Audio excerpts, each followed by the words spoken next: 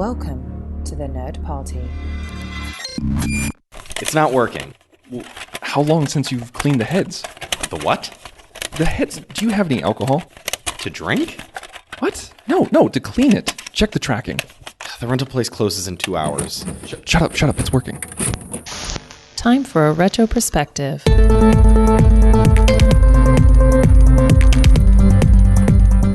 Hello and welcome to Retro Perspective, the show on the Nerd Party where we take a look at all the movies released 25 years ago this week. I'm Mike. I'm John. And today we're going to be taking a look at the movies released on February 25th, 1994. Yes, indeed. February 25th, 1994. We're closing out the month of February. We're 2 months through, and we had optimistic projections last week. We felt we were starting to come out of the storm, and we're going to find out how the seas are as February closes out this week. Yes. Yeah. There were 5 movies released this week. 3 of them were very small, so small that they weren't even on the Box Office Mojo charts, and 2 of them were bigger. So, the first movie was Woyzeck, which I don't know if I'm pronouncing that right. Mm-hmm. It's a Polish movie. Yes. It's in black and white. Mm-hmm. I don't know much about it. Yep. And I didn't see it. Neither did I. It's got 100% on Rotten Tomatoes. That's good for that movie. Yeah. I couldn't find a trailer online, so in the trailer lineup I put on this clip, which I think they called a trailer, but it was 6 minutes of the movie. Yeah. And I didn't really know what was going on in it. But that's okay. I will admit I made it 2 minutes through that. I was like, that's pretty decided for me. Okay. All right. Next up was a French movie, I believe, called Savage Nights. Yeah. This one seemed kind of interesting. Kind of like a relationship drama. Yeah. It's got 63% on Rotten Tomatoes. It's not too terrible. Yeah, that trailer just didn't do anything for me, man.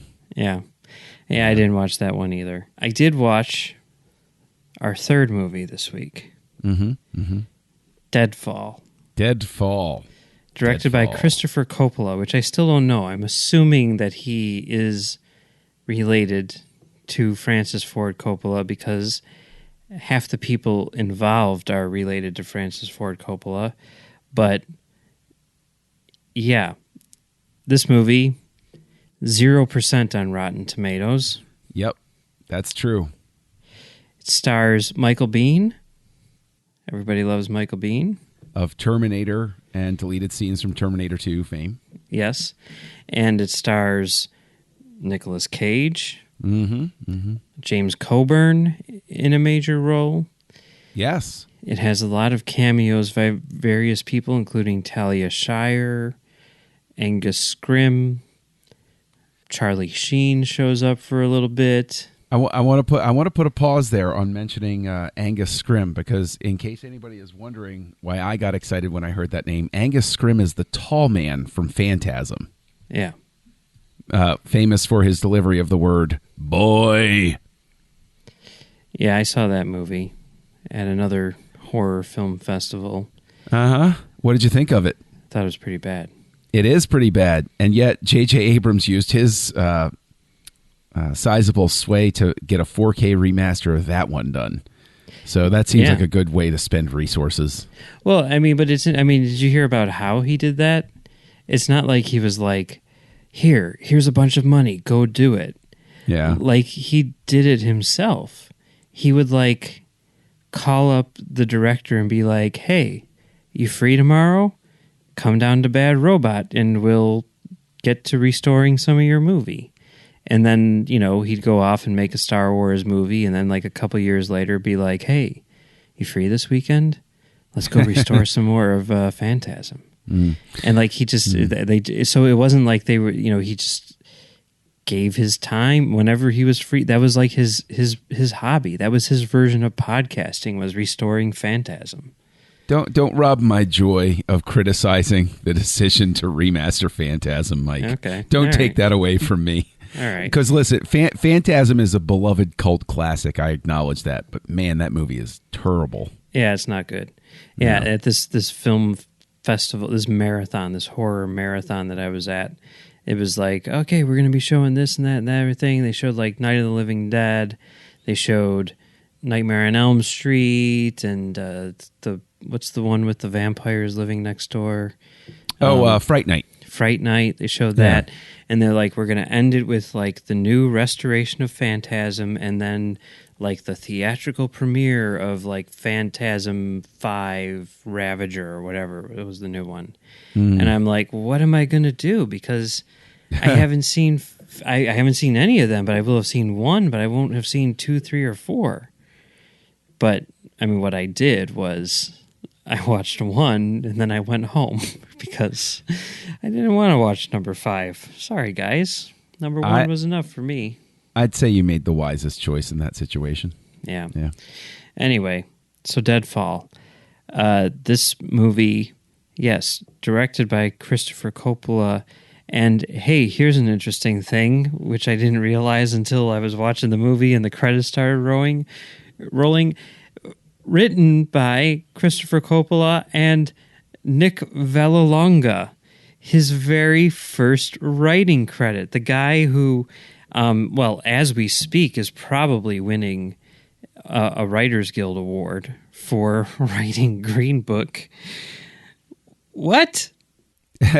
Everybody's got to start somewhere. I haven't seen Green Book, so I can certainly hope that Green Book is a more cohesive script as a starting point for the film than this was. Yes, and I think he was working on Green Book for years and years and years, and the fact that he had Peter Farrelly working with him too. I mean, that guy's written some good scripts and everything like that over the years, so it just makes sense. And you know, as much as Green Book has sort of become like a thing to beat up on, like I did enjoy Green Book quite a bit. I mean, yes, I understand how some people can see it as being problematic and everything. I don't quite share that opinion, but I understand it. But I do think it's good. I mean, I think that it's well written and everything like that. And I mean, it is interesting that because the whole thing is about his dad and stuff, and that's kind of cool. So yes, possibly Academy Award winner Nick Vallelonga got his start. But by the time this comes out, it's quite possible that he won an Oscar yesterday.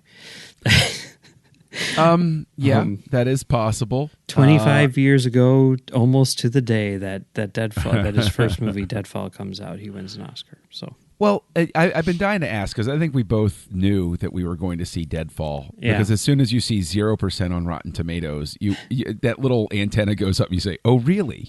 Challenge accepted." So I gotta ask. You give me a breakdown of this movie. How would you describe this to someone? I would say it's like House of Games, only it's like House of Games if the cast was like all of the best actors of the 90s in a movie where they all acted with the same level of skill as the performances which you would find in something like The Room. It's funny because my description also involved The Room, where I said, imagine a Tommy Wiseau script, but with name actors. But also Tommy Wiseau direction, Oh, yes. Oh, yes, very much so. Like you very see like much Michael so. Bean. Oh, Peter Fonda's in it too. Hey. Yes. Let's Hey, not Mickey forget Dolenz. anybody. Don't forget Mickey Dolenz is in it. It's like, what is going on? And and I'm pretty sure, because I remember like one line in particular, like I'm pretty sure that I've seen or at least heard some clips of Nicolas Cage's performance. I know like on Kevin Smith's podcast Hollywood Babylon, they always do this thing called exquisite acting, where they have clips from like famous actors in less than good performances, and they always have Nicolas Cage on there, and I'm sure they've had this. But yeah, this is a Nicolas Cage performance with absolutely no restrictions placed on him by the director. Like an actor's job, as I see it, is to come in with as much boundless enthusiasm and energy and original thinking to bring to your character, especially if you're talking about somebody who's like a drug-addicted hitman for the mob. And then it's the director's job to say, great starting point, but we need to do X, Y, and Z, so we're going to maybe scale that back a little bit. This very much instead is just Nicolas Cage walked on set and said, this is what I'm doing. And Christopher Coppola said, sure, okay, you do that. But see, here's the thing. Like, if I was in Christopher Coppola's shoes and Nicolas Cage said, like, this is what I'm doing, like, even if it would potentially, let's say, ruin the movie, I'd be like, yes. Yes, let's do this, because this is going to be one of the most amazing things in the history of cinema. Yes, I will say that the one thing that is a positive to come out of this movie is I will never forget Nicolas Cage's performance. I will never forget this role for the rest of my life. It is, I mean, he's known for things. I mean, there's the whole thing that, you know, there's Kick-Ass where, you know, yeah. It's like, yes. Take cover, child, and switch to kryptonite. You know, there's that. There's the bees, obviously, from the Wicker Man. Mm-hmm. There's, you know, like all of Face Off. You know, I mean, there's like tons and tons and tons of crazy Nicolas Cage performances, right? Yes, there are. But I'm fairly certain this is the craziest. I have to side with you on that one. It absolutely is. Like, I was watching it, and I have a friend, this guy I used to work with, and like the Kick-Ass thing, like the two of us would just like watch that again and again and again and just like laugh our butts off because it was so funny. And we've sort of like become like, we've bonded over our love of Nicolas Cage's insane performances. And like, I was watching it, and there's like the thing towards the beginning where like he takes some pills and then, you know,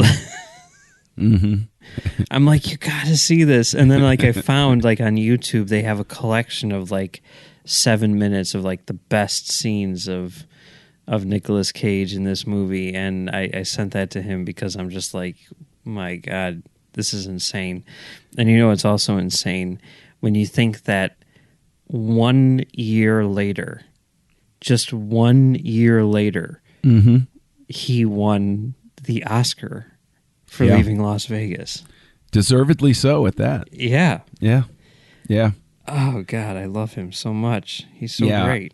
It's, he's got a wide range, and he fully commits to every performance. So, you know, this is his top. He found his top here, I think. Yeah. I can honestly say that it's worth the $4 to rent it just to witness the performance. The rest of the movie, I think, is just an absolute train wreck of a mess, but that performance is worth the price of admission. I mean, it's like, as bad as this movie is, like, it is a lot of fun to watch. You know, like, I don't understand why they're not showing this at midnight everywhere. You know, that's a good point. This would be a great midnight movie. I mean, it is. It's spectacular in its inability to be coherent, and it has this ending that is trying to be clever, and it's so the opposite of clever. It's just it makes even less sense than the rest of the movie that came before it. I can't even wrap my head around the process with this, especially. Like it's obvious that there were some extreme budget limitations with this. Yeah. And to the point where when they're in sets, these types of sets that you see it's not a mainstream production that you're used to seeing this, like not even an indie production. There's a level of sort of black box theater that is apparent in this, that including they go to the club, you know, the strip club, and it looks like a PSA set from like an after school special about not going to strip clubs or something. It's really that bad. Yeah, but at the same time, like I guess there's something about that where, you know, it's very much sort of like influenced by like film noir and stuff like that, and like that's kind of like how those things were made too. Like the sets were always very sparse and everything, and they kept everything in shadow or whatever. And I mean, I was okay with that, and I was okay. I mean, I thought the look of the movie was pretty good, and it's really it was the story which doesn't work at all, and the direction was horrible. Yeah, right? I mean, some of the stuff, I mean, you can say, yeah, I mean, I get your point about, film noir and everything like that and keeping in shadow, but I think that everything was lit too well. Yeah. It should have been more shadow. I can see that. Yeah. I mean, you knew just from the very first scene when James Coburn's death was like, I'm like, okay, this is going to be something, Yeah, it really is. Oh, yeah. I mean, as much as I didn't like it, as much as I thought it was bad, it was much more enjoyable than most of the movies I've watched so far from 1994.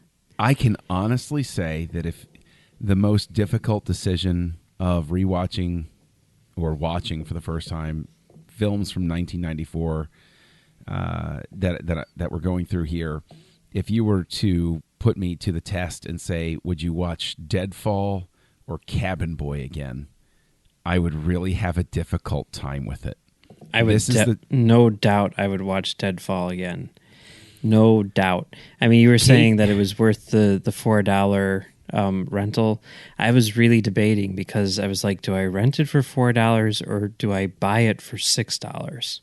And I ended up, I'm like, I'm just going to spend the extra $2. Like that insurance is worth it for me, So I bought it, and I'm really glad that I did, because even though I'll probably never watch the whole thing from beginning to end again, there's going to be stuff in there which I'm going back to for years. Yeah, I guess the Cage performance does really swing it in favor. And I can also say, if anybody's looking out there, definitely buy it or rent it through iTunes, because I had the experience of initially renting it through Amazon Prime, and then when it started up, I wound up having to spend 20 minutes of my evening going back, because once you start a streaming purchase on Amazon, you can't return it anymore. However, when I started it, it was a 4x3 pan and scan dub, basically, of a VHS. You could actually see the tracking stuff at the top of the screen. Yeah. It literally looked like somebody put in a VHS and just transferred it to digital video. And I had to reach out to Amazon and say, no, you can't do this to somebody. All right, so that was Deadfall. But Yes. there were a couple more movies that came out this week, which people have probably actually seen or heard of. Yeah. Number 7 at the box office with $4.2 million was 8 Seconds. Yes. This movie has a 31% on Rotten Tomatoes. Fair. Have you seen it? No, I see. This is something which I've always heard of. It was weird. Like years and years and years ago, Luke Perry was at a comic book convention here in Chicago, and he was doing his little, panel, and someone was like, "Oh, like what are some of your favorite, performances or movies or whatever?" And he's like, "Oh, I've done a lot of things and all this other stuff, but the one which I'm most proud of, the only movie which, I think is, legit great that I've made is 8 Seconds." And, I can't say that I've ever been a fan of bull riding or anything like that.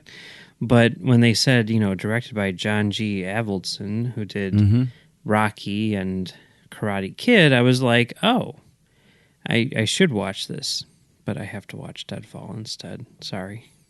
That's okay. I watched 8 Seconds because I remember the ads for it, and I remember it being treated as Luke Perry finally breaking out of the 90210 mold. Yeah. This was gonna be his transition from television to the screen, and the reasoning seems sound. From it's a sports movie, supposed to be an inspirational tale from the director of Rocky, with music by Bill Conti, who did the music for Rocky. And then in retrospect, I realized that's the same thing that got a bunch of people in the theater for Rocky V. And so there's where your breakdown in logic occurs. It's not an egregiously bad movie. It's just a very bland one. Luke Perry's performance is fine, but there's absolutely nothing. I mean, part of it may be that bull riding as a sport is just not something that's inspiring in any fashion. I listen, I know that it's difficult. I know that there's a lot of, I mean, I don't have, I'm not going to get on a bull that's bucking around trying to kill me. Thank you. No, it's a hard pass. But like, I'm not caring about what's happening on screen, and everything has this air of inevitability about it. It really just is so by the numbers that you just sit there. And my middle child actually was watching it with me, and it's a PG-13. It's some light language, but she was doing fine. And it was actually bad enough that it would, she was a little bit bored. I was a little bit bored. And then a scene would come up and I'd go, this is the scene where, and I would break down what was about to happen, and it happened. And I'd look at her and say, see? And she's like, oh, this is good. And so she tapped out halfway through because she was kind of bored. And I wrote it out to the end. And the only two things that were really, I mean, again, Luke Perry's performance is fine. It was great to see George Michael, not the singer, but the legendary sportscaster who I grew up watching in the D.C. area, immortalized on screen because he's one of the greatest sportscasters in history. And over the end credits, they show the real guy that the movie's based on. So obviously this movie has some sort of really deep meaning for people. That's awesome. But it's not resonant at all. It's just there. Yeah. I mean, I'm down with that. Like, even though I couldn't care less about bull riding, I mean, I couldn't care less about boxing either, and yet I'm totally invested in Rocky, that kind of thing. Mm-hmm. So, fun fact, whatever it's worth, John G. Avildsen was born in my hometown of Oak Park, Illinois. So there you go. Yeah, there you go. That's cool. I guess so.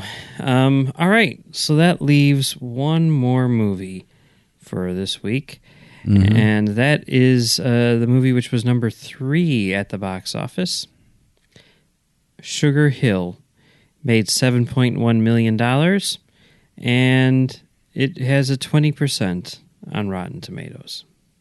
And with good reason. Okay, so you saw this one too. I did, because again, I remembered the ads from back then. I said, this is the time to right the wrong and finally see Sugar Hill. The guy who wrote it, it's the same guy who wrote New Jack City. Okay. So it seems natural that Wesley Snipes is going to step into that. Apparently he read the script and was like, yeah, that guy, I'm going to be him. And the script really is, in a very large sense, major spoilers here for New Jack City if you haven't seen it yet. But imagine if his character survived New Jack City. This is basically a spiritual sequel to New Jack City. Okay. But it is so disjointed as to be distracting. It makes some very odd decisions about how to use flashback and at what point to use flashback.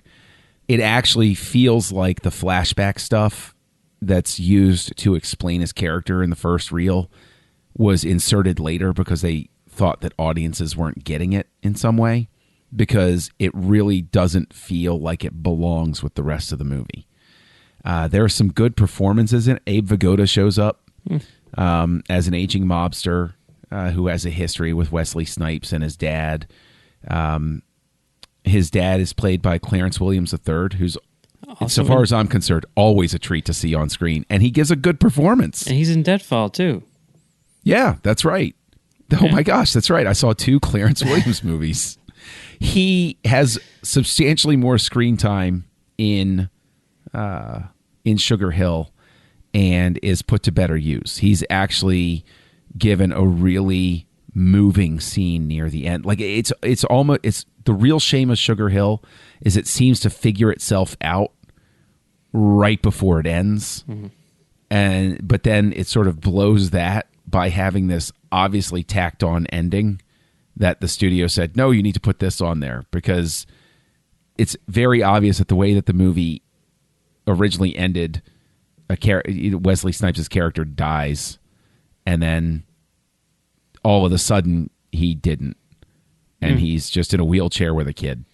Kind of like the dude from G.I. Joe, the movie, because they didn't want to traumatize kids after they had traumatized them with Optimus Prime getting killed in Transformers, the movie. Exactly. Okay. Exactly. Yeah. Yeah. Well, that's cool. So, okay, sounds like this week, not very good all the way around. Only one that I saw was Deadfall. Didn't like it, although I would recommend people watch it. So maybe, hey, maybe that's something. There's something to that. At the very least, we've unearthed a Nicolas Cage performance that is worth burning some time to see. Oh, yeah. Boy, yeah. It's nuts. Yes, it is. But yeah, what would you say is the highlight of the week? Yeah. Oh, no. Nicolas Cage's Deadfall performance, is the highlight. The best, most coherent movie of the ones I saw goes to 8 seconds. Okay, but still not worth watching. No, I'd still steer you toward Deadfall just to see Nick Cage. Okay. All right, well, next week we have a bunch of movies. Some small ones, some big ones. I'll just go down the list. Safe Journey, Where the Rivers Flow North, Sirens, China Moon, Angie, The Chase, and Greedy.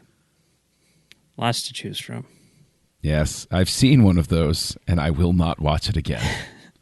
You'll find out next week. I was watching the trailers, and repeatedly I was like, ooh, that looks good. That's going to be my pick.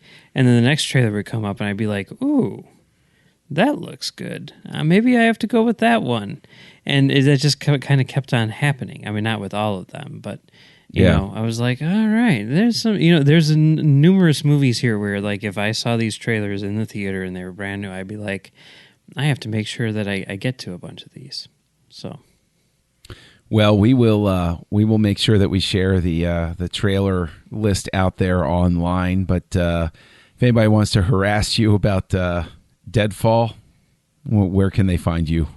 Well, you can find me on Twitter and Letterboxd at Mumbles3K, where I felt kind of guilty when I was looking at my, recently viewed things, because I saw these things I had, like Black Klansman, 4 stars, Bohemian Rhapsody, 3 stars, and then sort of like bookending those, I had The Favorite at 2 stars and Deadfall at 2 stars, and I'm like, well, there you go.